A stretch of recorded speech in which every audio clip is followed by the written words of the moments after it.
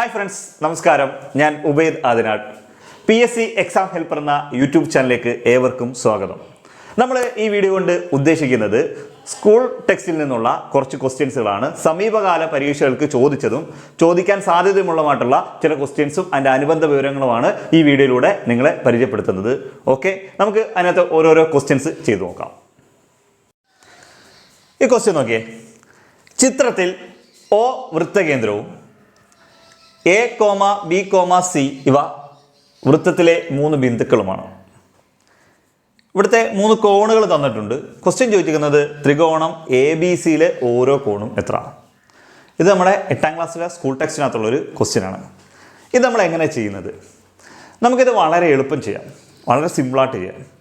നമ്മൾ ആദ്യം അറിഞ്ഞിരിക്കേണ്ട ഒരു കാര്യം, ഏതൊരു വൃത്തത്തിൻ്റെ മൊത്തം ഡിഗ്രി എന്ന് പറയുന്നത് 360 ഡിഗ്രിയാണ്. ഏത് വൃത്തത്തിൻ്റെയും മൊത്തം ഡിഗ്രി എന്ന് പറയുന്നത് 360 ഡിഗ്രിയാണ്. ക്ലിയർ ആണല്ലോ? ഓക്കെ ആണല്ലോ? നമ്മൾ ആ ഒരു കൺസെപ്റ്റ് ആദ്യം ഉപയോഗിക്കാം. വൃത്തത്തിൻ്റെ മൊത്തം ഡിഗ്രി 360 ആണല്ലോ. അപ്പോൾ ഇത് എത്ര കിട്ടി? 120 ഡിഗ്രി കിട്ടിയോ? ഇത് എത്ര കിട്ടി? 120 ഡിഗ്രി കിട്ടി. 240 ആയോ? 360 അല്ലേ നമുക്ക് മൊത്തം വേണ്ടത്. അപ്പോൾ ഇവിടുത്തെ ഡിഗ്രി എത്ര ആയിരിക്കും? ഇതും 120 ഡിഗ്രി തന്നെ ആയിരിക്കും. ഓക്കെ ആണേ? ഒന്നും കൂടെ പറയാം, ശ്രദ്ധിച്ചോണം. ഏതൊരു വൃത്തത്തിൻ്റെയും മൊത്തം ഡിഗ്രി എന്ന് പറഞ്ഞത് 360 ഡിഗ്രിയാണ്. ഇവിടെ അവരൊരു ഡിഗ്രി തന്നിട്ടുണ്ട് 120, ഇവിടെ തന്നിട്ടുണ്ട് 120. അപ്പോൾ ഇതാ ഇവിടെ തൊട്ട് ഇവിടെ വരെ എത്ര? 240 ഡിഗ്രി അല്ലേ ആയോള്. മൊത്തം നമുക്ക് എത്ര വേണം? 360 ഡിഗ്രി വേണം. ബാക്കി ഒരു 120 ഡിഗ്രി ഇവിടെ വരും. അപ്പോൾ മൊത്തത്തിൽ 360. ഇനി നിങ്ങൾ അറിഞ്ഞിരിക്കേണ്ട മറ്റൊരു പോയിന്റ്, നമുക്കിവിടെ ആദ്യം കണ്ടുപിടിച്ചെങ്ങനെ ആദ്യം നമുക്ക് വേണം കോൺ എ എത്രയാണെന്ന് കണ്ടുപിടിക്കണം. കോൺ എ എത്രയാണെന്ന് അറിയണം. കോൺ ബി എത്രയാണെന്ന് അറിയണം. ഈ കോൺ ബി എത്രയാണെന്ന് അറിയണം. ഓക്കെ, അതേപോലെ തന്നെ കോൺ സി എത്രയാണെന്ന് അറിയണം. ഈ 3 കോണുകളാണ്, കോൺ എയും കോൺ ബിയും കോൺ സിയുമാണ് ചോദിച്ചേക്കുന്നത്. ഈ 3 കോണുകളാണ് നമുക്ക് കണ്ടുപിടിക്കേണ്ടത്. ഓക്കെ ആണല്ലോ? നമുക്ക് വളരെ എളുപ്പത്തിൽ ഇത് എങ്ങനെ ചെയ്യാൻ പറ്റും എന്നുള്ള കാര്യമാണ് ഞാൻ പറയാൻ പോകുന്നത്. നമ്മൾ ആദ്യം അറിയേണ്ടത്, നമ്മളൊരു വൃത്തം വരച്ചാൽ അതിൻ്റെ വൃത്തത്തിൻ്റെ കേന്ദ്രമാണിത്. വൃത്തത്തിലെ ഒരു കേന്ദ്രം. അപ്പോൾ ഇത് രണ്ട് ചാപങ്ങൾ കിട്ടി. ഇതൊരു ചാപം, അതിൻ്റെ മറു ചാപമാണ്. വൃത്തത്തിലെ ഒരു ചാപം അതിൻ്റെ കേന്ദ്രത്തിൽ ഉണ്ടാക്കുന്ന കോൺ എത്രയാണോ അതിൻ്റെ പകുതിയായിരിക്കും അത് അതിൻ്റെ മറുചാപത്തിൽ ഉണ്ടാക്കുന്നത്. വൃത്തത്തിലെ ഒരു ചാപം അതിൻ്റെ കേന്ദ്രത്തിൽ ഉണ്ടാക്കുന്ന കോൺ എത്രയാണോ അതിൻ്റെ പകുതിയായിരിക്കും ആ ചാപം അതിൻ്റെ മറുചാപത്തിൽ ഉണ്ടാക്കുന്നത്. ക്ലിയർ ആവുന്നുണ്ടല്ലോ? അപ്പോൾ ഇവിടുത്തെ കോൺ എത്രയാണോ അതിൻ്റെ പകുതിയായിരിക്കും അതിൻ്റെ മറു. അപ്പം നിങ്ങൾ നോക്കിയേ, ഇവിടുത്തെ കോൺ എന്ന് പറഞ്ഞാൽ 120 ഡിഗ്രി അല്ലയോ? അതിൻ്റെ പകുതിയായ 60 ഡിഗ്രി ആയിരിക്കും ഈ കോൺ ഉണ്ടാക്കുന്നത്. അപ്പോൾ അതിൽ നമുക്ക് ഒന്നാമത്തെ കോൺ കിട്ടി. കോൺ എ എന്ന് പറയുന്നത് 60 ഡിഗ്രിയാണ്. ഇതേ കൺസെപ്റ്റ് നമുക്കൊന്ന് ഉപയോഗിക്കാം. ഇതാണ് നോക്കിയേ, ഇതവിടെ ഇങ്ങനെ വര വരയ്ക്കുക. ഇങ്ങനെ വര വരച്ചു, ശ്രദ്ധിച്ചോണം. ഇതാ നോക്കൂ, വൃത്തകേന്ദ്രം ഇതാ. ഇവിടുത്തെ കോൺ എന്ന് പറയുന്നത് എത്ര ഡിഗ്രിയാ? 120 ഡിഗ്രിയാ. ഇത് അതിൻ്റെ മറുചാപത്തിൽ ഉണ്ടാക്കുന്ന കോൺ എന്ന് വെച്ചാൽ ഇതിൻ്റെ പകുതിയായിരിക്കും. 120ൻ്റെ പകുതിയായ 60 ഡിഗ്രി ആയിരിക്കും. ഇതേ കൺസെപ്റ്റിൽ നോക്കിയേ, ഇവിടുത്തെ കോൺ എന്ന് പറഞ്ഞാൽ 120 ഡിഗ്രിയാ. അതിൻ്റെ പകുതിയായ 60 ഡിഗ്രി ആയിരിക്കും അതിൻ്റെ മറുചാപത്തിൽ ഉണ്ടാക്കുന്നത്. ക്ലിയർ ആണല്ലോ? അപ്പോൾ കോൺ ബിയും കിട്ടി. നമുക്ക് കോൺ ബിയും കിട്ടി. എത്ര ഡിഗ്രിയാണ്? 60 ഡിഗ്രി എന്ന് കിട്ടി. ഇതേ കൺസെപ്റ്റ് നമുക്ക് ഉപയോഗിക്കാം. ഒരു ചാപം അതിൻ്റെ കേന്ദ്രത്തിൽ ഉണ്ടാക്കുന്ന കോൺ 120 ഡിഗ്രിയാണ്. അതിൻ്റെ പകുതിയായ 60 ഡിഗ്രി ആയിരിക്കും അതിൻ്റെ മറുചാപത്തിൽ ഉണ്ടാക്കുന്നത്. അപ്പോൾ എത്ര കിട്ടി? കോൺ സി എന്ന് കിട്ടി. നമുക്ക് എത്ര? 60 ഡിഗ്രി. അപ്പോൾ ക്ലിയർ ആണല്ലോ? അപ്പോൾ ഇവിടെ ക്വസ്റ്റ്യൻ ചോദിക്കുന്നത് ത്രികോണം ABC കോണുകൾ എത്രയാണെന്ന് ചോദിച്ചേക്കുന്നത്. ഓരോ കോൺ ത്രികോണം ABC കോണുകൾ 60. ഒന്നും കൂടെ പറയാം, ശ്രദ്ധിച്ചോണം. ഏതൊരു വൃത്തത്തിലെയും കോണുകളുടെ തുക എന്ന് പറയുന്നത് 360 ഡിഗ്രിയാണ്. ആണല്ലോ? നമുക്കിവിടെ 120 240 ഡിഗ്രി ക്വസ്റ്റ്യനിൽ തന്നിട്ടുണ്ട്. അത് 360 ഡിഗ്രി ആണെങ്കിൽ അടുത്തത് ബാക്കി 120 ആയിരിക്കും. ഓക്കെ ആണ്? അപ്പൊ നമുക്ക് 360 ഡിഗ്രി കിട്ടി. ഇനി രണ്ടാമത്തെ കൺസെപ്റ്റ് എന്ന് പറഞ്ഞാൽ, ഏതൊരു വൃത്തത്തിലെ ഒരു ചാപം അതിന്റെ കേന്ദ്രത്തിൽ ഉണ്ടാക്കുന്ന കോൺ എത്രയാണോ അതിന്റെ പകുതിയായിരിക്കും അത് അതിന്റെ മറുചാപത്തിൽ ഉണ്ടാക്കുന്നത്. ഓക്കെ ആണല്ലോ? അപ്പൊ നമ്മൾ നോക്കാം, ഇവിടെ ഉണ്ടാക്കുന്ന കോൺ എത്ര ഡിഗ്രിയാ? 120 ഡിഗ്രിയാ. അതിന്റെ പകുതിയായ 60 ഡിഗ്രി ആയിരിക്കും ഇവിടുത്തെ കോൺ. അതേപോലെ തന്നെ ഇവിടുത്തെ കോൺ എത്ര ഡിഗ്രിയാ? 120 ഡിഗ്രിയാ. അതിന്റെ പകുതിയായിരിക്കും ഇവിടുത്തെ കോൺ. അതേപോലെ ഇവിടുത്തെ കോൺ എത്ര ഡിഗ്രിയാ? 120 ഡിഗ്രിയാ. അതിന്റെ പകുതിയായിരിക്കും അതിന്റെ മറുചാപത്തിൽ ഉണ്ടാക്കുന്ന കോൺ. അപ്പോൾ ഇതിനകത്ത് ഓരോ കോൺ എന്ന് പറയുന്നത് 60 എന്നിട്ട് ത്രികോണം ABC കോൺ 60 ആണ്. ഓക്കെ ആണല്ലോ? ഓക്കെ. നമ്മുടെ അടുത്തൊരു ക്വസ്റ്റ്യൻ നോക്കിയേ. ഈ അടുത്ത ക്വസ്റ്റ്യൻ എന്ന് പറയുന്നത്, ഇവിടെ ഒരു വൃത്തം തന്നിട്ടുണ്ട്. വൃത്തത്തിലെ കേന്ദ്രം എന്ന് പറയുന്നത്, വൃത്തത്തിന്റെ കേന്ദ്രം O ആണ്. മനസ്സിലായോ? O വൃത്തകേന്ദ്രമാണ്. AB വൃത്തത്തിലെ വ്യാസമാണ്. O വൃത്തകേന്ദ്രമാണ്, AB വൃത്തത്തിലെ വ്യാസവുമാണ്, C എന്ന് പറയുന്നത് വൃത്തത്തിലെ ഒരു ബിന്ദുവുമാണ്. C വൃത്തത്തിലെ ഒരു ബിന്ദുവാണ്. ക്വസ്റ്റ്യൻ ചോദിച്ചിരിക്കുന്നത് കോൺ CAB എത്രയാണെന്ന് വെച്ചാൽ കോൺ CAB ഇതാ ഈ കോണാണ് നമുക്ക് കണ്ടുപിടിക്കേണ്ടത്. ക്ലിയർ ആവുന്നുണ്ടല്ലോ? ഇതാണ് നമ്മുടെ ക്വസ്റ്റ്യൻ. ഇതും നമ്മുടെ 8ാം ക്ലാസ്സിലെ സ്കൂൾ ടെക്സ്റ്റിനകത്തൊരു ക്വസ്റ്റ്യൻ ആണ്. ഓക്കെ, നമുക്കിതെങ്ങനെ ചെയ്യാം എന്ന് ചോദിച്ചാൽ ഇതേ സെയിം ഒരു ക്വസ്റ്റ്യൻ ഈ ലേറ്റസ്റ്റ് ആയിട്ട് നടന്ന പരീക്ഷയ്ക്കും ക്വസ്റ്റ്യൻ ഉണ്ടായിരുന്നു. ഓക്കെ, നമുക്ക് ഇവിടെ ഒരു ക്വസ്റ്റ്യൻ ഇങ്ങനെ തന്നിട്ട് ഇതൊരു വൃത്തകേന്ദ്രം, നമ്മൾ നേരത്തെ പറഞ്ഞ സെറ്റപ്പ് ഇല്ലയോ, നേരത്തെ നമ്മളൊരു ട്രിക്ക് പറഞ്ഞു തന്നില്ലായിരുന്നു, ഒരു വൃത്തത്തിലെ ഒരു കേന്ദ്രം, ഈ വൃത്തകേന്ദ്രം, വൃത്തത്തിലെ ഒരു കേന്ദ്രം, വൃത്തത്തിലെ ഒരു ചാപം, അതിൻ്റെ കേന്ദ്രത്തിൽ ഉണ്ടാക്കുന്ന കോൺ എത്രയാണോ അതിൻ്റെ പകുതിയായിരിക്കും അതിൻ്റെ മറുചാപത്തിൽ ഉണ്ടാക്കുന്നതെന്ന് പറഞ്ഞില്ല. അപ്പോൾ നോക്കിയാൽ ഒരു വൃത്തം വരച്ചു, വൃത്തം വരച്ച് ഇത് വൃത്തകേന്ദ്രമാണ്, കണ്ട് ഇതൊരു ചാപം. ഓക്കെ, അപ്പോൾ ഇവിടെ ഉണ്ടാക്കുന്ന കോൺ എത്രയാണോ അതിൻ്റെ പകുതിയായിരിക്കും അത് അതിൻ്റെ മറുചാപത്തിൽ ഉണ്ടാക്കുന്നതെന്നല്ലയോ പറഞ്ഞത്. ഇവിടെ ഉണ്ടാക്കുന്ന കോൺ എത്രയാണോ അതിൻ്റെ പകുതിയായിരിക്കും അത് അതിൻ്റെ മറുചാപത്തിൽ ഉണ്ടാക്കുന്നത്. അപ്പോൾ ഇവിടെ ഉണ്ടാക്കുന്ന കോൺ എത്ര ഡിഗ്രിയാണ്? 50 ഡിഗ്രി ആണെങ്കിൽ അതിൻ്റെ പകുതിയായ 25 ഡിഗ്രി ആയിരിക്കത്തില്ലയോ? ഓക്കെ, അപ്പോൾ നമുക്ക് അതേ കൺസെപ്റ്റ് തന്നെ നമുക്ക് കൂടെ വയ്ക്കാം. ഇത് വൃത്തകേന്ദ്രമാണ്, വൃത്തകേന്ദ്രത്തിൽ കണ്ട് അതിൻ്റെ ഒരു ചാപം, ഇതൊരു ചാപം, ഇത് അതിൻ്റെ മറുചാപമാണ്. അപ്പോൾ അതിൻ്റെ ചാപം കേന്ദ്രത്തിൽ ഉണ്ടാക്കുന്ന കോൺ എത്ര ഡിഗ്രിയാണോ അതിൻ്റെ പകുതിയായിരിക്കും അത് അതിൻ്റെ മറുചാപത്തിൽ ഉണ്ടാക്കുന്നത്. അപ്പം ഇവിടുന്ന് ഈ മറുചാപത്തിൽ ഉണ്ടാക്കുന്ന കോൺ ഇവിടുത്തെ കോണിന്റെ പകുതിയായിരിക്കും. അപ്പോൾ ഇവിടെ എത്രയാണ്? 50 ആണ് ഇവിടുത്തെ ആൻസർ എന്ന് പറഞ്ഞാൽ 25 ഡിഗ്രി ആയിരിക്കും. ക്വസ്റ്റ്യൻ ചോദിച്ചിരിക്കുന്നത് കോൺ CAB എന്ന് പറഞ്ഞ ഈ കോണല്ലേ, അപ്പോൾ ആൻസർ കോൺ CAB എന്ന് പറയുന്നത് 25 ഡിഗ്രിയാണ്. ഓക്കെ ആണല്ലോ? യെസ്, നമുക്ക് അടുത്തൊരു ക്വസ്റ്റ്യനിലേക്ക് പോകാം. അടുത്തൊരു ക്വസ്റ്റ്യൻ നോക്കിയേ. 22 വശങ്ങളുള്ള ഒരു ബഹുഭുജത്തിൻ്റെ കോണുകളുടെ തുക എത്ര? ഇത് ഇപ്പോൾ നടന്ന പരീക്ഷയ്ക്കും ചോദിച്ചിട്ടുണ്ടായിരുന്നു. നമുക്ക് ഇതെങ്ങനെ ചെയ്യാൻ പറ്റും? വളരെ എളുപ്പം ചെയ്യാം. സ്കൂൾ ടെക്സ്റ്റിനകത്ത് ബഹുഭുജങ്ങൾ എന്ന് പറയുന്ന ഒരു ചാപ്റ്ററിനകത്ത് ക്വസ്റ്റ്യൻ ആണ്. ഓക്കെ, നമ്മൾ അറിയേണ്ട ഒരു കാര്യം, n വശങ്ങളുള്ള ഏതൊരു ബഹുഭുജത്തിൻ്റെയും കോണുകളുടെ തുക കണ്ടുപിടിക്കാനുള്ള ഇക്വേഷൻ n-2 × 180 ആണ്. n വശങ്ങളുള്ള ഏതൊരു ബഹുഭുജത്തിൻ്റെയും കോണുകളുടെ തുക n-2 × 180. n-2 × 180. ഓക്കെ ആണല്ലോ? n വശങ്ങളുള്ള ഏതൊരു ബഹുഭുജത്തിൻ്റെയും കോണുകളുടെ തുക n-2 × 180. ക്ലിയർ? ഓക്കെ, ഇവിടെ n എന്ന് പറയുന്നത് വശങ്ങളുടെ എണ്ണമാണ്. n എന്ന് പറയുന്നത് വശങ്ങളുടെ എണ്ണം. അപ്പോൾ ഇവിടെ നോക്കാം, ഇവിടുത്തെ n എന്ന് പറയുന്നത് നമുക്ക് എന്ത് കൊടുക്കാം? n എന്ന് പറയുന്നത് 22 വശങ്ങളാണ്. ഓക്കെ ആണല്ലോ? 22 വശങ്ങൾ. നമുക്ക് ഇനി ക്വസ്റ്റ്യനിലോട്ട് n-2 × 180 അല്ലേ? ഓക്കെ, അപ്പോൾ n-ന്റെ വാല്യൂ 22 -2 × 180. ക്ലിയർ ആണല്ലോ? ഓക്കെ, 22 2 കുറച്ചാൽ 20 × 180. 18 × 2 36, 2 0. ആൻസർ 3600 ആണ്. മനസ്സിലായല്ലോ? n വശങ്ങളുള്ള ഏതൊരു ബഹുഭുജത്തിൻ്റെയും കോണുകളുടെ തുക, കോണെന്ന് പറഞ്ഞാൽ എപ്പോഴും ഉദ്ദേശിക്കുന്ന അകത്ത കോണാണ്, ഇന്റേണൽ ആംഗിൾ ആണ്. മനസ്സിലായല്ലോ? കോണുകളുടെ തുകയാണ്. മനസ്സിലായല്ലോ? പുറത്തെ കോണുകളുടെ തുകയാണെങ്കിൽ ക്വസ്റ്റ്യനകത്ത് എടുത്ത് പറയും പുറം കോണുകളുടെ തുക എന്ന് പറയും. ഓക്കെ, അകത്ത കോണുകളുടെ തുക കണ്ടുപിടിക്കാൻ ഇക്വേഷൻ n-2 × 180. ഓർത്ത് വെക്കുക, n-2 × 180 ആണ്. ഓക്കെ ആണല്ലോ? അപ്പോൾ 20 × 180 3600 ഡിഗ്രിയാണ് അതിൻ്റെ ആൻസർ എന്ന് പറയുന്നത്. ഓക്കെ, നമുക്ക് ഒരു ക്വസ്റ്റ്യൻ ചെയ്ത് നോക്കാം. നോക്കേ, 10 വശങ്ങളുള്ള ഒരു ബഹുഭുജത്തിന്റെ കോണുകളുടെ തുക എത്ര? ഇതാണല്ലോ 10 വശങ്ങളുള്ള ഒരു ബഹുഭുജത്തിന്റെ കോണുകളുടെ തുക. അപ്പൊ ഇവിടെ 10 വശങ്ങളുടെ എണ്ണം 10 ആണല്ലോ. നമ്മുടെ ഇക്വേഷൻ നമുക്ക് അറിയാമല്ലോ, n-2 × 180 ആണെന്ന് അറിയാമല്ലോ. n-2 × 180. അപ്പൊ n-ന്റെ വാല്യൂ എന്ന് പറയാൻ നമുക്ക് എന്ത് കൊടുക്കാം? 10 കൊടുക്കാം. 10 - 2 × 180. ഓക്കെ ആണല്ലോ? 10ൽ നിന്ന് 2 കുറയ്ക്കുമ്പോൾ 8 × 180. ക്ലിയർ ആവുന്നുണ്ടല്ലോ? അപ്പൊ എന്തുവാ? 180 × 8. 180 × 8 എന്ന് പറയുമ്പോൾ 1440 ഡിഗ്രി എന്ന്. 18 × 8 144. 0 കൊടുത്താൽ മതി. 1440 ഡിഗ്രിയാണ് 10 വശങ്ങളുള്ള ഒരു ബഹുഭുജത്തിന്റെ അകത്തെ കോണുകളുടെ തുക എന്ന് പറയുന്നത്. ഓക്കെ ആണല്ലോ? യെസ്. അടുത്തൊരു ക്വസ്റ്റ്യൻ നോക്കിയേ. 18 വശങ്ങളുള്ള ഒരു സമബഹുഭുജത്തിന്റെ ഓരോ ബാഹ്യ കോണും എത്ര? ഇതാണ് ക്വസ്റ്റ്യൻ ചോദിക്കുന്നത്. നമ്മൾ അറിഞ്ഞിരിക്കേണ്ട ഒരു കാര്യം, ഏതൊരു ബഹുഭുജത്തിന്റെയും ബാഹ്യ കോണുകളുടെ തുക എന്ന് പറയുന്നത് 360 ഡിഗ്രിയാണ്. ഇതിനകത്ത് യാതൊരുവിധ മാറ്റം ഉണ്ടാകത്തില്ല.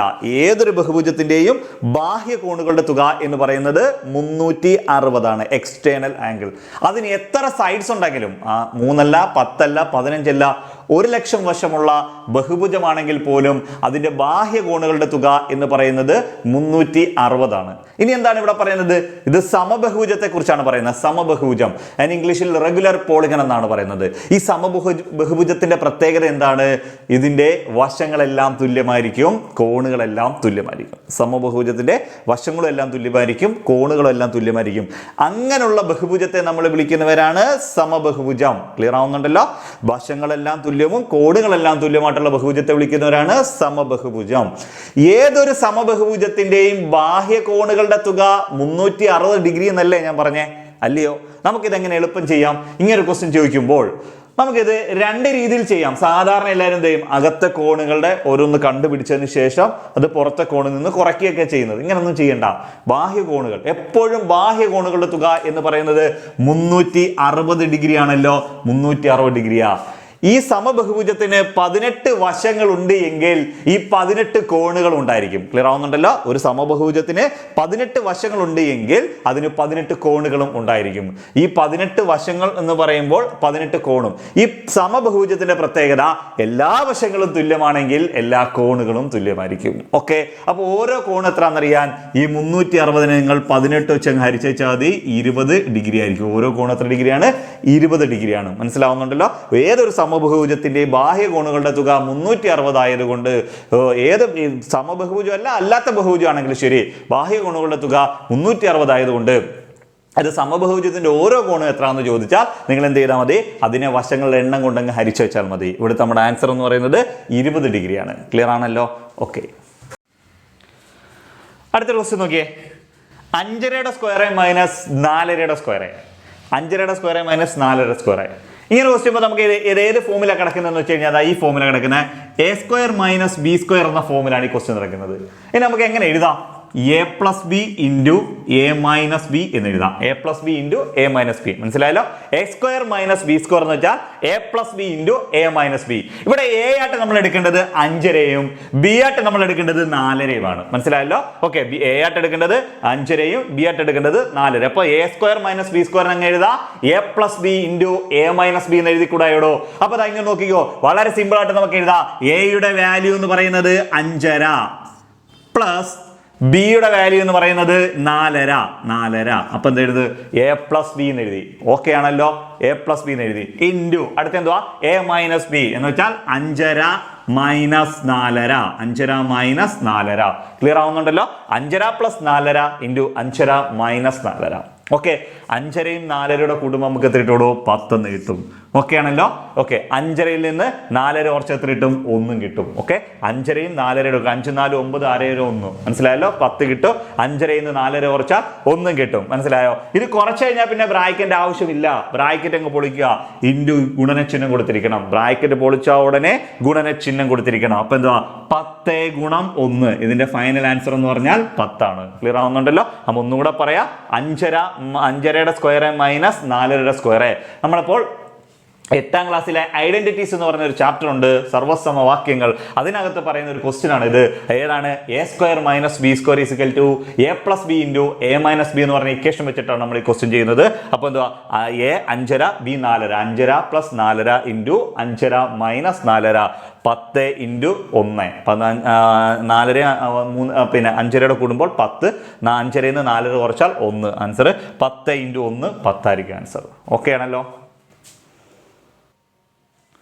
അടുത്ത ക്വസ്റ്റ്യൻ ഒരെണ്ണോടെ നമുക്ക് ചെയ്ത് നോക്കാം. ഇത് സ്കൂൾ ടെക്സ്റ്റിനകത്തുള്ള ക്വസ്റ്റ്യനാ. ഒരെണ്ണോടെ നമുക്ക് ചെയ്ത് നോക്കാം. ഓക്കെ, 1.5യുടെ സ്ക്വയർ മൈനസ് 1/2യുടെ സ്ക്വയർ. അപ്പൊ ഏത് ഫോം തന്നെ നമ്മൾ നേരത്തെ എഴുതി? A square minus B square തന്നെ. A square minus B square. അപ്പൊ എന്താ? A plus B into A minus B തന്നെ. ക്ലിയർ ആവുന്നല്ലോ? ഓക്കെ, അപ്പൊ എ എന്ന് പറയുന്നത് 1.5. അപ്പൊ എന്താ? 1.5 പ്ലസ് 1/2 ഇൻറ്റു 1.5 മൈനസ് 1/2. മനസ്സിലായല്ലോ? A plus B into A minus B. A plus B into A minus B. Okay ആണല്ലോ? അപ്പോൾ 1.5യുടെ കൂടെ 1/2യുടെ കൂടുമ്പോൾ 2 കിട്ടും. 1.5യുടെ നിന്ന് 1/2 കുറച്ചാൽ 1 കിട്ടും. കുറച്ച് കഴിഞ്ഞാൽ ബ്രാക്കറ്റ് പൊളിക്കുക, ഗുണനചിഹ്നം കൊടുക്കുക. 2 ഗുണം 1 എന്ന് പറഞ്ഞാൽ എത്ര ഇട്ടുള്ളൂ? 2 ആണ് ഇതിന്റെ ആൻസർ. ഇത് ഏത് ഫോമിലാണ് കിടക്കുന്നത്? A square minus B square. നമ്മൾ എങ്ങനെയും A plus B into A minus B. പലരും ഇത് ചെയ്യുമ്പോൾ ക്രോസ് മൾട്ടിപ്ലൈ ഒക്കെ ചെയ്തായിരിക്കും ചെയ്യുന്നത്. നമ്മൾ സിമ്പിൾ ലോജിക് അങ്ങ് ഉപയോഗിക്കുക. 1.5യും 1/2യും 2. 1.5യിൽ നിന്ന് 1/2 കുറച്ചാൽ 1. 2 ഇൻറ്റു 1 2. ഇത്രയേ ഉള്ളൂ. ഓക്കെ, ഒരു കലണ്ടറിലെ അടുത്തടുത്തുള്ള 4 കോളങ്ങൾ ചേർത്ത് വെച്ച് ഒരു സമചതുരം ഉണ്ടാക്കി. സമചതുരത്തിലെ അക്കങ്ങളുടെ തുക 40 ആയാൽ ചെറിയ സംഖ്യ എത്ര, വലിയ സംഖ്യ എത്ര? ഇങ്ങനെ ഒരു ക്വസ്റ്റ്യൻ പണ്ട് പ്രീവിയസ് PSC ചോദിച്ചിട്ടുമുണ്ട്. ഇത് സ്കൂൾ ടെക്സ്റ്റിനകത്ത് ക്വസ്റ്റ്യൻ ആണ്. ഇതിനകത്ത് ഏതെങ്കിലും ഒന്നായിരിക്കും ചിലപ്പോൾ ചോദിക്കുന്നത്. ഒന്നെങ്കിൽ വലിയ സംഖ്യ എത്രയാണെന്ന് ചോദിക്കും, അല്ലെങ്കിൽ ചെറിയ സംഖ്യ എത്രയാണെന്ന് ചോദിക്കും. ഇന്ന് നമുക്ക് എക്സ് ഒക്കെ ഇട്ടാണ് സാധാരണ ഇതെല്ലാവരും ചെയ്യുന്നത്. അടുത്തടുത്തുള്ള 4 കോളങ്ങൾ വരയ്ക്കുമ്പോൾ ഒരു എക്സ് ഒക്കെ ഇങ്ങനെ ഒരു കോളമൊക്കെ വരച്ചിട്ട് പിന്നെ എക്സ് ഒക്കെ കൊടുത്തിട്ടായിരിക്കും ചെയ്യുന്നത്. ആദ്യത്തെ കോളം എക്സ് ആണെങ്കിൽ അടുത്ത കോളം x+1 എന്നും അടുത്ത കോളം x+7 എന്നും അടുത്തത് x+8 എന്നും ഇതെല്ലാം കൂടെ കൂട്ടുമ്പോൾ കിട്ടുന്നതാണ് 40 എന്നൊക്കെ പറഞ്ഞാണ് ഇത് ചെയ്യുന്നത്. നമുക്ക് ഇങ്ങനെയൊന്നും ചെയ്യേണ്ട കാര്യമില്ല. ഓക്കെ, നമുക്ക് വളരെ എളുപ്പം ചെയ്യാം. നമ്മൾ ആദ്യം ചെയ്യേണ്ട ഒരു കാര്യം എന്ന് വെച്ചാൽ കോളത്തിലെ അക്കങ്ങളുടെ തുക എത്രയാണ് ക്വസ്റ്റ്യൻ പറഞ്ഞിരിക്കുന്നത് നോക്കണം. മനസ്സിലാവുന്നുണ്ടല്ലോ? ഒരു കോളത്തിലെ അക്കങ്ങൾ എന്ന് വെച്ചാൽ ഈ 4 കോളം കൂടെ കൂട്ടുമ്പോൾ കിട്ടുന്ന തുക എത്രയാണ് അത് ക്വസ്റ്റ്യൻ ഓൾറെഡി പറയുന്നുണ്ട്, 40 ആണെന്ന് പറയുന്നുണ്ട്. ക്ലിയർ ആണേ? ഓക്കെ ആണ്. കോളങ്ങളുടെ അക്കങ്ങളുടെ തുക 40 ആണെന്ന് പറയുന്നുണ്ട്. ഓക്കെ, ഇനി നമ്മളിവിടെ ശ്രദ്ധിക്കേണ്ട ഒരു കാര്യം എന്ന് പറയുന്നത് ഇതിന് എത്ര കോളമുണ്ട്? എത്ര കോളമുണ്ടെന്ന് വെച്ചാൽ 4 കോളങ്ങളാണുള്ളത്. ക്ലിയർ ആവുന്നുണ്ടല്ലോ? എത്ര കോളമുണ്ട്? 4 കോളം. 4 കോളങ്ങളാണുള്ളത് എങ്കിൽ നിങ്ങൾ ചെയ്യേണ്ടത് അതിനെ 4 വെച്ചങ്ങ് ഹരിക്കണം. അതിനെ 4 വെച്ച് ഹരിക്കണം. ഓക്കെ ആണല്ലോ? ഇപ്പോൾ ഇവിടെ 4 കോളങ്ങൾ ഉള്ളത് കൊണ്ട് നമ്മൾ 4 വെച്ച് ഹരിച്ചു. 40നെ 4 വെച്ച് ഹരിക്കുമ്പോൾ നമുക്ക് എത്ര കിട്ടും? 10 എന്ന് കിട്ടും. ഓക്കെ ആണേ? ഇത്രയും വരെ ഓക്കെ ആണല്ലോ? നിങ്ങൾക്ക് ഇത് ചെയ്യാമല്ലോ? വളരെ എളുപ്പം ചെയ്യാമല്ലോ? ഇതിൻ്റെ ആൻസർ ആയിട്ടില്ല, നമ്മൾ ഫൈനൽ ആൻസറിൽ എത്തിയിട്ടില്ല. അപ്പോൾ ആദ്യം ചെയ്യേണ്ട പരിപാടി ഈ കോളത്തിലെ അക്കങ്ങളുടെ തുക എത്രയാണെന്നാണ് ക്വസ്റ്റ്യനിൽ പറയുന്നത്. നോക്കുക, ഇവിടെ പറയുന്നത് 40 ആണ്. അതിനെ കോളങ്ങളുടെ എണ്ണം, ഇവിടെ എത്ര കോളമാണ്? 4 കോളമാണ്. അപ്പം 4 വെച്ച് ഹരിക്കുക. അപ്പം നമുക്ക് എത്ര കിട്ടി? 10 കിട്ടി. ഇവിടെ വരെ എനിക്ക് ക്ലിയർ ആണേ? ഓക്കെ ആണല്ലോ? ഇനി നമ്മൾ ചെയ്യാൻ പോകുന്നത് ആദ്യം ചോദിച്ചേക്കുന്നത് ചെറിയ സംഖ്യ എത്ര എന്നാണ് ചോദിച്ചേക്കുന്നത്. ചെറിയ സംഖ്യ മനസ്സിലായല്ലോ? ചെറിയ സംഖ്യ. ഓക്കെ, ആ ചെറിയ സംഖ്യ നമ്മൾ കണ്ടുപിടിക്കാൻ പോവാം. ചെയ്യേണ്ട ഇത്രയും കാര്യമുള്ളൂ. ഈ ഹരിച്ച് കിട്ടിയ 10 ഇല്ലയോടോ? നമുക്ക് ഈ ഹരിച്ച് കിട്ടിയ 10 ഇല്ലയോ? ഇതിൽ നിന്ന് ഒരു 4 അങ്ങ് കുറച്ചാൽ മതി. ഒരു 4 കുറച്ചാൽ മതി. നോക്കിയേ, 6 ആയിരിക്കും ചെറിയ സംഖ്യ എന്ന് പറയുന്നത്. ക്ലിയർ ആണല്ലോ? ഇനി നമുക്ക് വലിയ സംഖ്യ കണ്ടുപിടിക്കണമെന്ന് വെച്ചോ, വലിയ സംഖ്യയാണ് കണ്ടുപിടിക്കേണ്ടതെന്ന് വിചാരിച്ചോ, വേറെ പ്രത്യേകിച്ചൊന്നുമില്ല. നമുക്ക് ഈ ഹരിച്ച് കിട്ടിയ സംഖ്യ 10 അല്ലേ? അതിൻ്റെ കൂടെ ഒരു 4 കൂടെ അങ്ങ് കൂട്ടിയാൽ മതി. ആൻസർ 14. ക്ലിയർ ആവുന്നുണ്ടല്ലോ? അപ്പോൾ നമുക്ക് എന്താണ് ഇവിടെ ഒന്നും കൂടെ ക്വസ്റ്റ്യൻ പറയാം, ഒന്നും കൂടെ പറയാം, ശ്രദ്ധിച്ചോ. അപ്പോൾ ഒരു കലണ്ടറിലെ അടുത്തടുത്തുള്ള 4 കോളങ്ങൾ ചേർത്ത് വെച്ച് നമ്മളൊരു സമചതുരം ഉണ്ടാക്കി. സമചതുരത്തിലെ അക്കങ്ങളുടെ തുക നമുക്കിവിടെ 40 എന്ന് തന്നിട്ടുണ്ട്. അതിൽ ചെറിയ സംഖ്യ കണ്ടുപിടിക്കണം, വലിയ സംഖ്യ കണ്ടുപിടിക്കണം. ചെറിയ സംഖ്യ നമ്മൾ എങ്ങനെ കണ്ടുപിടിക്കുന്നത്?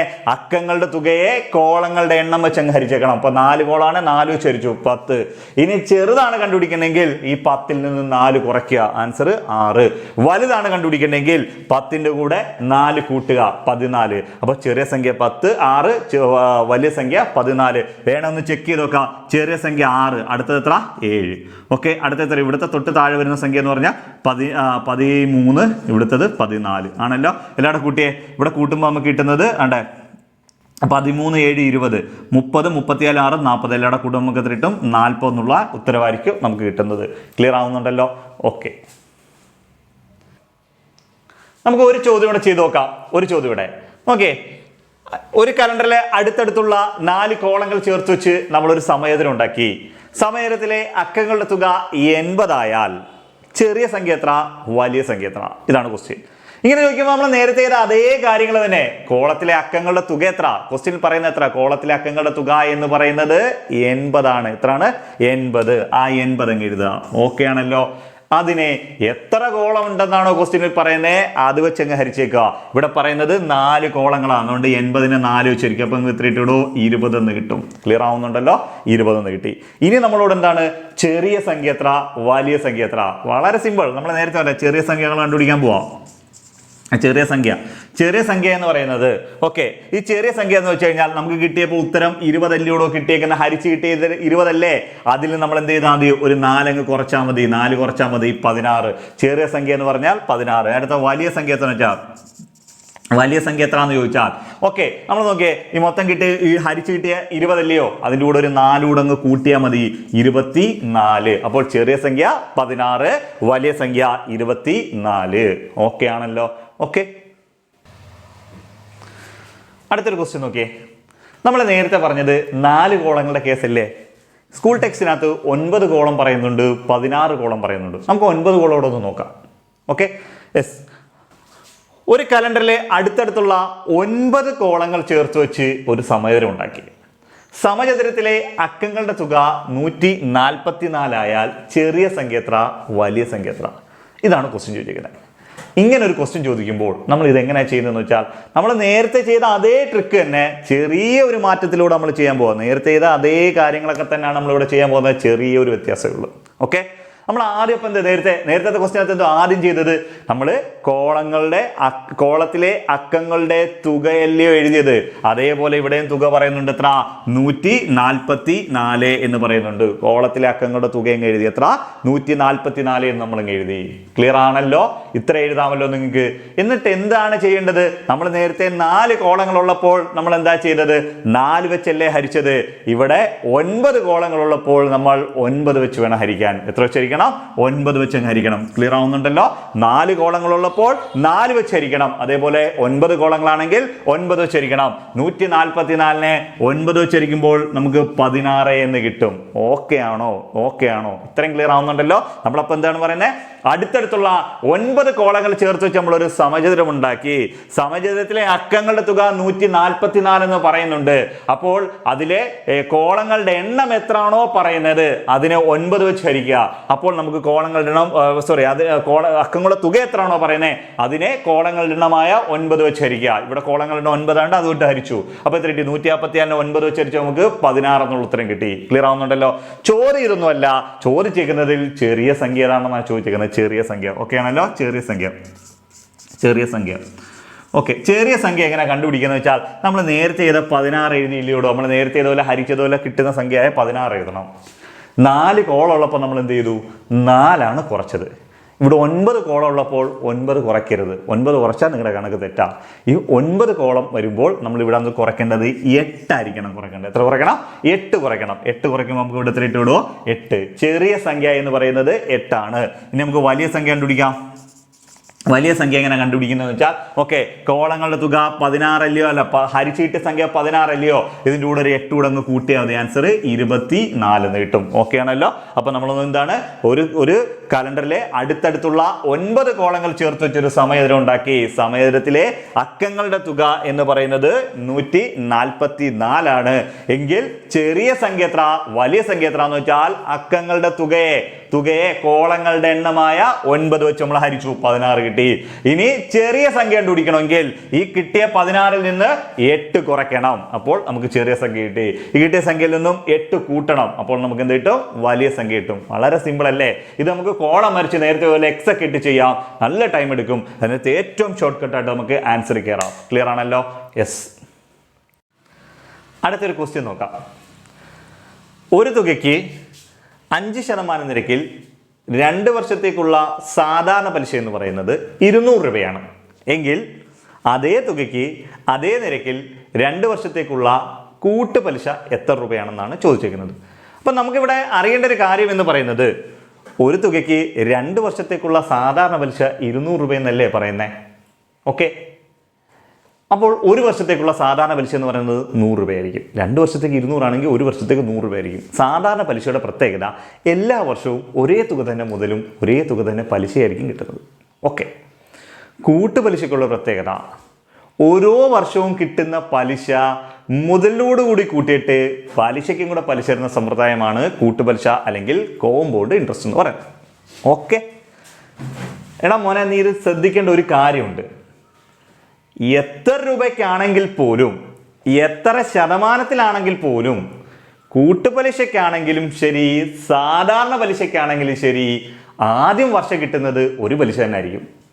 കൂട്ടുപലിശയ്ക്ക് ആദ്യ വർഷം കിട്ടുന്നത് 1000 രൂപയാണെങ്കിൽ സാധാരണ പലിശയ്ക്കും ആദ്യത്തെ വർഷം കിട്ടുന്നത് 1000 രൂപ തന്നെയാണ്. അതിനകത്ത് യാതൊരുവിധ മാറ്റമില്ല. രണ്ടാമത്തെ വർഷം മാത്രമാണ് ഈ പലിശ മുതലിനോടുകൂടി കൂട്ടിയിട്ട് പലിശയ്ക്കും കൂടെ പലിശ തരുന്ന സമ്പ്രദായമായ കൂട്ടുപലിശയിലേക്ക് ഇത് പോകുന്നത്. ഓക്കെ, അപ്പോൾ അതിൽ നിന്ന് നമുക്ക് ഒരു കാര്യം അറിയാം. ആദ്യത്തെ വർഷം നമുക്ക് സാധാരണ പലിശയാണെങ്കിലും ശരി കൂട്ടുപലിശയാണെങ്കിലും ശരി കിട്ടുന്നത് ഒരു തുക തന്നെയായിരിക്കും. ഓക്കെ ആണല്ലോടാ? ശ്രദ്ധിക്കണേ, നീ ഒന്ന് ശ്രദ്ധിച്ചോണേ. അപ്പോൾ എടാ ഇവിടെ ഈ 2 വർഷത്തേക്ക് കിട്ടിയേക്കുന്ന സാധാരണ പലിശ അല്ലയോടാ 200. 2 വർഷത്തേക്ക് കിട്ടിയ സാധാരണ പലിശ അല്ലേ 200. അപ്പോൾ നീ ഒരു വർഷത്തേക്കുള്ള സാധാരണ പലിശ എത്ര ആയിരിക്കും? 1 ഇയറിലേക്കുള്ള സിമ്പിൾ ഇൻട്രസ്റ്റ് എന്ന് പറയുന്നത് എത്ര ആയിരിക്കും? 100 രൂപ ആയിരിക്കത്തില്ലോടാ? 100 അല്ലേ? 100 രൂപ നമുക്ക് കിട്ടി. ക്ലിയർ ആണല്ലോ? 100 രൂപ നമുക്ക് കിട്ടി. സാധാരണ പലിശ 100 രൂപയാണ് ആദ്യ വർഷം കിട്ടുന്നതെങ്കിൽ ഞാൻ നേരത്തെ പറഞ്ഞല്ലേ കൂട്ടുപലിശയും ആദ്യത്തെ വർഷം കിട്ടുന്നത് 100 രൂപ തന്നെയാണ്. ഓക്കെ, നീ ചെയ്യാനുള്ള എളുപ്പമാർഗ്ഗം ഞാൻ പറഞ്ഞുതരാം, നീ അത് കാര്യം മനസ്സിലാക്കണം, അതിനുവേണ്ടി ഞാൻ പറഞ്ഞുതരുന്നു. ഓക്കെ അല്ലോടാ. അപ്പോൾ ഈ എന്ത് ചെയ്യണം, ഈ 100 രൂപ കിട്ടി, ഈ രണ്ടാമത്തെ വർഷം ഈ 100 രൂപ ആ മുതൽ എത്ര ആണോ അതിൻ്റെ കൂടെ കൂട്ടിയിട്ട് ആ പലിശയ്ക്കും കൂടെ ഈ മുതലിനും കിട്ടും 100 രൂപ പലിശയും കിട്ടും, ഈ പലിശയായ 100 രൂപയ്ക്കും പലിശ കിട്ടും. ഇതാണ് എൻ്റെ കൺസെപ്റ്റ് എന്ന് പറയുന്നത്. നീ ഇങ്ങനെ ഒന്നും ചിന്തിക്കണ്ട, ഞാൻ ഈ പറയുന്നത് അങ്ങ് ചെയ്താൽ മതി. നിനക്ക് 2 വർഷത്തേക്ക് കിട്ടിയ സാധാരണ പലിശ എത്ര? 200 അല്ലേ? അപ്പോൾ 1 വർഷത്തേക്ക് കിട്ടിയ സാധാരണ പലിശ എത്രയാണ്? 100 അല്ലേ? ആണല്ലോ. നീ ചെയ്യേണ്ട ഒരു പരിപാടി, ഈ 100 രൂപ നിങ്ങൾ കാണണം. ഈ 100 രൂപ കണ്ടതിന് ശേഷം ഈ ക്വസ്റ്റിന് പറയുന്ന ഒരു 5% ഇല്ലയോടാ, ഈ 5 ഇത് നീ അങ്ങ് കണ്ടാൽ മതി. 5 അങ്ങ് കാണണം. ഈ 5%, 100 രൂപയുടെ 5% കാണണം. 100 രൂപയുടെ 5% എന്ന് വെച്ചാൽ 5 രൂപയാണ്. എനിക്ക് ഇത്രയും കണ്ടുകൂടാ? 5 രൂപ എന്ന് വെച്ചാൽ നീ ചിന്തിക്കേണ്ടത് ഈ 5 രൂപയാണ് സാധാരണ പലിശയെക്കാട്ടിൽ കൂട്ടുപലിശയ്ക്ക് അധികം കിട്ടാൻ പോകുന്നത്. ഈ കിട്ടിയ 5 രൂപ. ഓക്കെ, നിനക്ക് 2 വർഷത്തിൽ കിട്ടിയ സാധാരണ പലിശ എത്ര എന്ന് പറയുന്നുണ്ട്? 200 രൂപയെന്ന് പറയുന്നില്ലയോടാ, അതല്ലയോ? അപ്പോൾ കൂട്ടുപലിശയ്ക്ക് 200 കിട്ടും, കൂടെ എന്തുകൂടെ കിട്ടും? ഈ കണ്ടുപിടിച്ചേക്കാൻ 5 കൂടെ അങ്ങ് കിട്ടും. ഓക്കെ ആണോ? നമ്മൾ എന്ത് ചെയ്താൽ മതി? അതിൻ്റെ കൂടെ 5 കൂടെ കൂട്ടിയാൽ മതി. 205 രൂപയാണ് 2 വർഷത്തേക്ക് കിട്ടുന്ന കോമ്പൗണ്ട് ഇൻട്രസ്റ്റ്. നിങ്ങൾക്ക് ഇത്രയും കാര്യം മനസ്സിലായോ? നീ പരീക്ഷയിൽ ഇങ്ങനെ ചോദ്യം ചോദിച്ചാൽ എങ്ങനെ ചെയ്യുന്നത്? നീ എന്ത് വേണം? 2 വർഷത്തേക്കുള്ള കൂട്ടുപലിശ സാധാരണ പലിശ 200 അല്ലേ? അതിന് 1 വർഷത്തെ പലിശ എത്രയാണെന്ന് കണ്ടുപിടിച്ചേക്കണം. 100 എന്ന് കിട്ടും. അതിന് പറയുന്ന ശതമാനം എത്രയാണെന്ന് നോക്കണം, അത് കണ്ടുപിടിക്കണം. 5 രൂപ എന്ന് കിട്ടിയല്ലോ, അത് സാധാരണ പലിശ കിട്ടിയ തുക എത്രയാണോ അതിൻ്റെ കൂടെ അങ്ങ് കൂട്ടി വെച്ചാൽ മതി. ഓക്കെ ആണല്ലോ? നമ്മുടെ ആൻസർ എന്ന് പറയുന്നത് 205 രൂപയാണ്. നീ ചെയ്തുകൂടായോ? വളരെ സിമ്പിൾ അല്ലേ? നമുക്ക് ഒരു ക്വസ്റ്റ്യനൂടെ ഒന്ന് ചെയ്തു നോക്കാം. ഓക്കെ, അതേ സെയിം ക്വസ്റ്റ്യൻ തന്നെ നമ്മൾ സംഖ്യ എന്ന് മാറ്റിട്ടുണ്ട്. 12% വാർഷിക നിരക്കിൽ ഒരു തുകയ്ക്ക് 2 വർഷത്തേക്കുള്ള സാധാരണ പലിശ 600 രൂപ ലഭിച്ചു. അതേ തുകയ്ക്ക് അതേ നിരക്കിൽ 2 വർഷത്തേക്ക് ലഭിക്കുന്ന കൂട്ടുപലിശ എത്ര? Same question. നമുക്കൊന്ന് ചെയ്ത് നോക്കാം. നമ്മൾ എന്ത് ചെയ്യേണ്ടത്? ആദ്യം ചെയ്യേണ്ട പരിപാടി എന്ന് പറയുന്നത് അവർക്ക് കിട്ടിയേക്കുന്ന കൂട്ടുപലിശ സാധാരണ പലിശ 2 വർഷത്തേക്ക് കിട്ടിയ സാധാരണ പലിശ എത്ര നോക്കണം. എത്രയാണ്? 600 രൂപ. അതിൻ്റെ പകുതി അങ്ങ് എടുക്കണം. പകുതി എന്ന് വെച്ചാൽ 1 വർഷത്തേക്ക്. 2 വർഷത്തേക്കല്ലേ പറഞ്ഞേ? അപ്പോൾ 1 വർഷത്തേക്ക് കാണണം. എത്ര കിട്ടണം? 300 രൂപ എന്ന് കിട്ടും. ഓക്കെ ആണല്ലോ? ഈ 300 രൂപയുടെ പറയുന്ന ശതമാനം എത്രയാണ്? 12 അല്ലേ? ഈ 12% കാണണം. 300 രൂപയുടെ 12% കാണണം. ഓക്കെ ആണല്ലോ? 300ന്റെ 12 12 ഗുണം 3 36 രൂപയും കൂടെ പലിശ ലഭിക്കും. ക്ലിയർ ആണല്ലോ? നേരത്തെ കിട്ടിയ സാധാരണ പലിശ എത്രയാണെന്ന് പറഞ്ഞേക്കുന്നത്? 600 രൂപയല്ലേ പറഞ്ഞേക്കുന്നേ? അതിൻ്റെ കൂടെ ഒരു 36 രൂപ കൂട്ടിയാൽ മതി. 636 രൂപയാണ് നമ്മളുടെ ആൻസർ എന്ന് പറയുന്നത്. ഒന്നുകൂടെ പറയാം, ഈ കിട്ടിയേക്കുന്ന കൂട്ടുപലിശ സാധാരണ പലിശ എത്രയാണോ പകുതി എടുക്കുക. 2 വർഷം പറഞ്ഞിട്ട് 1 വർഷത്തെ എടുക്കുക. 300. അതിൻ്റെ ക്വസ്റ്റ്യനിൽ പറയുന്ന ശതമാനം എത്രയാണോ 12 കാണുക. 36. അത് സാധാരണ പലിശയോട് ഒന്ന് കൂട്ടിച്ചാൽ മതി. 636 രൂപയാണ് നമ്മളുടെ ആൻസർ എന്ന് പറയുന്നത്. ഓക്കെ ആണല്ലോ? യെസ്. അടുത്തൊരു ക്വസ്റ്റ്യൻ നോക്കാം. ഓക്കെ, ഒരു പരീക്ഷയിൽ 31% മാർക്ക് കിട്ടിയ കുട്ടി 33 മാർക്കിന് പരാജയപ്പെട്ടു. എന്നാൽ 40% മാർക്ക് കിട്ടിയ ഒരു കുട്ടി വിജയിക്കാൻ വേണ്ടതിനേക്കാൾ 30 മാർക്ക് അധികം ലഭിച്ചു എങ്കിൽ ആ പരീക്ഷയ്ക്ക് വിജയിക്കാൻ വേണ്ട മാർക്ക് എത്ര? ഇതാണ് ക്വസ്റ്റ്യൻ. ഇതൊന്നുമില്ല, വളരെ എളുപ്പം. ഇവിടെ നോക്കേണ്ടത് ഒരു പരീക്ഷയിൽ ഒരു കുട്ടിക്ക് കിട്ടിയ മാർക്ക് 40% അല്ലേ? മറ്റൊരു കുട്ടിക്ക് കിട്ടിയ മാർക്ക് 31% അല്ലേ? ഇത് തമ്മിലുള്ള അങ്ങ് വ്യത്യാസം എടുക്കുക. ഇത് തമ്മിലങ്ങ് കുറയ്ക്കുക. ഇത് തമ്മിൽ കുറയ്ക്കുമ്പോൾ നമുക്ക് എത്ര കിട്ടും? 9% എന്ന് കിട്ടും. 9%. മനസ്സിലായി? ഒരു പരീക്ഷയ്ക്ക് 31%, ഒരു പരീക്ഷയ്ക്ക് 40% തമ്മിലുള്ള വ്യത്യാസം കിട്ടി 9% എന്ന് കിട്ടി. ഇത്രയും ചെയ്യാമല്ലോ നിങ്ങൾക്ക്? ഇത്രയും ചെയ്യാം. ഇനി നമ്മളിവിടെ നോക്കേണ്ടത് ഒരു കുട്ടിക്ക് 33 മാർക്ക് കുറവാണ് കിട്ടിയേക്കുന്നത്. 33 മാർക്ക് കുറവ്. അടുത്ത കുട്ടിക്ക് 30 മാർക്ക് അധികമാണ് ലഭിച്ചേക്കുന്നത്. ക്ലിയർ ആണല്ലോ? ഒരു കുട്ടിക്ക് 33 മാർക്ക് കുറവാണ് ലഭിച്ചേക്കുന്നത്, ഒരു കുട്ടിക്ക് 40 മാർക്ക് അധികമാണ് ലഭിച്ചേക്കുന്നത്. ഓക്കെ ആണല്ലോ? ഇങ്ങനെ ക്വസ്റ്റ്യൻ ചോദിക്കുമ്പോൾ നമ്മളിവിടെ ചെയ്യേണ്ടത് ഒന്ന് കൂടുതലും ഒന്ന് കുറവാണെന്ന് പറഞ്ഞാൽ തമ്മിലങ്ങ് കൂട്ടിയേക്കണം. ഒന്ന് കൂടുതലും ഒന്ന് കുറവാണെന്ന് പറഞ്ഞാൽ തമ്മിലങ്ങ് കൂട്ടിയേക്കണം. ഓക്കെ, അപ്പോൾ നമുക്ക് കാണാം 33% 33 + 30 = എത്ര കിട്ടി? 63 മാർക്ക് എന്ന് കിട്ടി. ഇത്രയും വരെ ഓക്കെ ആണല്ലോ? ഓക്കെ, അപ്പോൾ എന്താണ്? ഒന്ന് 33 മാർക്കെന്നും ഒന്ന് 30 മാർക്കും, മൊത്തത്തിൽ 63 മാർക്കാണ്. ഓക്കെ, അപ്പോൾ നമുക്ക് ഇവിടെ കിട്ടിയേക്കുന്ന ശതമാനം എന്ന് പറയുന്നത് 9%. ഇവിടെ നമുക്ക് കിട്ടിയേക്കുന്നത് കൂട്ടിയപ്പോൾ കിട്ടിയേക്കുന്നത് 63. ഇവിടെ എന്തുകൊണ്ട് കൂട്ടിയെന്ന് പറഞ്ഞാൽ ഒന്ന് കൂടുതലും ഒന്ന് കുറവുമാണ്. ഇനി രണ്ടും കൂടുതലാണെങ്കിലും നമ്മൾ കുറയ്ക്കും, രണ്ടും കുറവാണെങ്കിലും നമ്മൾ കുറയ്ക്കും. ഇവിടെ ഒന്ന് കൂടുതലും ഒന്ന് കുറവായതുകൊണ്ട് മാത്രമാണ് നമ്മളിത് കൂട്ടിയത്. അപ്പോൾ നമുക്കൊരു കാര്യം മനസ്സിലാക്കി, 9% എന്ന് പറയുന്നതാണ് 63 മാർക്ക്.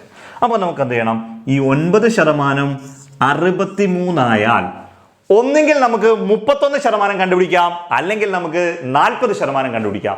ഒന്നെങ്കിൽ 31% അല്ലെങ്കിൽ 40%, ഏത് വേണേലും നിങ്ങൾക്ക് കണ്ടുപിടിക്കാം, നിങ്ങളുടെ ഇഷ്ടം. ഞാനൊരു 40% കണ്ടുപിടിക്കുക. 40%, ഈ 40% എത്രയാണെന്ന് കണ്ടുപിടിക്കാം. 9% 63 ആയാൽ 40% എത്രയാണെന്ന് കണ്ടുപിടിക്കാം. ഓക്കെ, അപ്പോൾ നമ്മൾ എന്ത് ചെയ്യണം, ഇത് ക്രോസ് ചെയ്ത് അങ്ങോട്ട് ഗുണിക്കണം. ക്രോസ് ചെയ്യുമ്പോൾ 63 × 40 ഡിവൈഡഡ് ബൈ 9 എന്ന് കിട്ടും. ഇവിടെ വെട്ടും 9 9 7 9 63 4 7 28 280 മാർക്ക് എന്ന് കിട്ടും. 40% മാർക്ക് കിട്ടിയ കുട്ടി എന്ന് പറഞ്ഞാൽ 280 മാർക്ക് കിട്ടിയ കുട്ടി എന്നാണ്. അതിലൊരു ക്വസ്റ്റ്യനകത്തൊരു കാര്യം പറയുന്നുണ്ട്, ഈ 40% മാർക്ക് കിട്ടിയ കുട്ടി വിജയിക്കാൻ വേണ്ടതിനേക്കാൾ 30 മാർക്ക് അധികം കിട്ടി. വിജയിക്കാൻ വേണ്ട മാർക്ക് എത്രയാണോ അതിനെക്കാട്ടിൽ അവന് 30 മാർക്ക് അധികം കിട്ടിയെന്നാണ് ക്വസ്റ്റ്യനകത്ത് പറയുന്നത്. ആ 30 മാർക്ക് അധികം കിട്ടിയത് കൊണ്ട് നമ്മൾ എന്ത് ചെയ്യണം, വിജയിക്കാൻ വേണ്ട മാർക്ക് അതിൽ നിന്ന് 30 അങ്ങ് കുറച്ച് വെച്ചാൽ മതി. 280 - 30 250 മാർക്കാണ് അവിടെ വിജയിക്കാൻ വേണ്ടത്. ഇനി നിങ്ങൾ ഈ 40% പകരം 31% എടുത്താൽ നിങ്ങൾക്ക് കിട്ടുന്ന മാർക്ക് എത്രയാണോ അതിനെക്കാട്ടിലും 33 മാർക്കും കൂടെ കൂട്ടിയാൽ മാത്രമാണ്, 33 മാർക്കും കൂടെ കൂട്ടിയാൽ മാത്രമായിരിക്കും വിജയിക്കാൻ വേണ്ട മാർക്ക്. കാരണം 31% മാർക്ക് കിട്ടിയ കുട്ടിക്ക് എത്ര, 33 മാർക്ക് കുറവാണ് കിട്ടിയേക്കുന്നത്. ആ 33 കൂടെ അധികം കിട്ടിയാലേ വിജയിക്കാനുള്ള മാർക്ക് ആവത്തുള്ളൂ. അപ്പോൾ ഇവിടെ വിജയിക്കാനുള്ള മാർക്ക് വേണ്ടത് 250 ആണ്. പക്ഷേ 280 കിട്ടിയാൽ 30 മാർക്ക് അധികമാണ്. അപ്പോൾ അത് കുറച്ചതുകൊണ്ടാണ് നമുക്ക് ഇതിൻ്റെ 250 വരട്ടിയത്. ഇത് നമ്മുടെ പരീക്ഷയ്ക്ക് ഒരു കുട്ടി എന്നിട്ട് ഡൗട്ട് ചോദിച്ചൊരു ക്വസ്റ്റ്യൻ ആണ് നമ്മൾ ഈ പറയുന്നത്. ഇതേപോലുള്ള പരീക്ഷയ്ക്ക് പോകുന്നതിന് മുമ്പ് സംശയങ്ങളൊക്കെ എന്തെങ്കിലും ഉണ്ടെങ്കിൽ നിങ്ങൾക്ക് അറിയിക്കാം. നമ്മൾ ആ ക്വസ്റ്റ്യൻ അത് എക്സ്പ്ലെയിൻ ചെയ്ത് തരുന്നതായിരിക്കും. ഓക്കെ.